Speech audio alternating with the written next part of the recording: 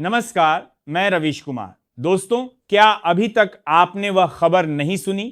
भारत के 4 राज्यों के राज्यपाल सत्यपाल मलिक मरने से पहले एक ऐसी गुमनाम चिट्ठी छोड़ गए जो पीएम मोदी और शाह का अंतिम संस्कार भी कर सकता है। पूरे भाजपा में खलबली मच गई है।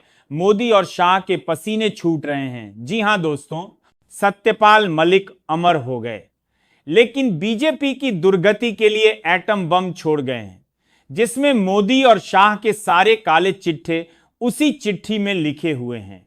दोस्तों, यह खबर सुनकर आपकी आंखों में आंसू आ गए होंगे और दिल में भी गुस्सा भर आया होगा, है ना? तो आइए मेरे साथ पूरी खबर को शुरू से लेकर अंत तक ऐसे अंदाज में देखते हैं जिससे आप वीडियो में बने रहेंगे। और हां, वीडियो को लाइक और सब्सक्राइब जरूर करें। याद रखिए, यह वही शख्स था जिसने कहा था पीएम मोदी की नाक के नीचे भ्रष्टाचार होता है और उसका पैसा अडानी तक पहुंचता है।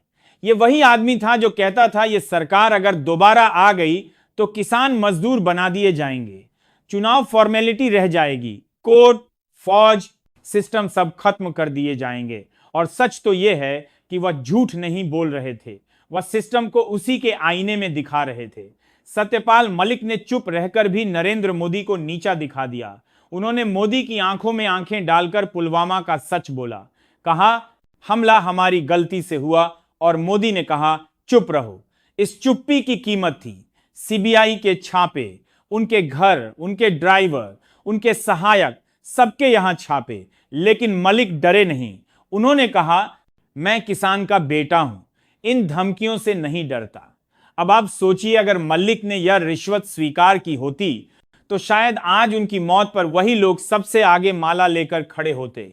लेकिन उन्होंने रिश्वत नहीं ली, बल्कि राज खोल दिए, और बदले में मिली सत्ता की बेरुखी, पार्टी की चुप्पी और एजेंसियों की सजा।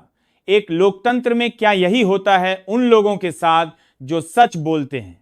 आज हम बात करेंगे उस आदमी की जो सत्ता के सबसे ऊंचे गलियारों से होते हुए अंत में उन गलियारों की दीवारों पर चिपके खून के धब्बे पहचानने लगा। नाम था चौधरी सत्यपाल मलिक। वहीं सत्यपाल मलिक, जिनकी मौत उसी तारीख को हुई जिस दिन जम्मू कश्मीर से धारा 370 हटाई गई थी। लेकिन कहानी की चुप्पी वहीं नहीं खत्म होती।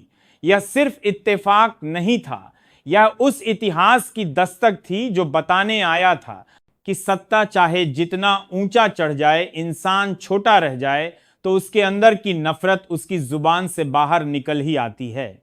4 घंटे तक देश का प्रधानमंत्री, उसका गृह मंत्री और उसकी पार्टी का राष्ट्रीय अध्यक्ष मौन बैठे रहे। ना कोई श्रद्धांजलि, ना कोई शोक, ना कोई तस्वीर। सोचिए, जब देश का सबसे ताकतवर आदमी भी अपने मृत सहयोगी के लिए 2 शब्द कहने में असहज महसूस करें, तो समझ लीजिए लोकतंत्र की नैतिक रीढ़ टूटी नहीं, बल्कि कुचली जा चुकी है। वहीं चौधरी सत्यपाल मलिक, जिन्होंने कभी राहुल गांधी को श्रीनगर एयरपोर्ट से बाहर नहीं निकलने दिया था, वहीं राहुल गांधी उनके घर गए, उनके लिए श्रद्धांजलि लिखी कि वह अंतिम समय तक सच बोलते रहे।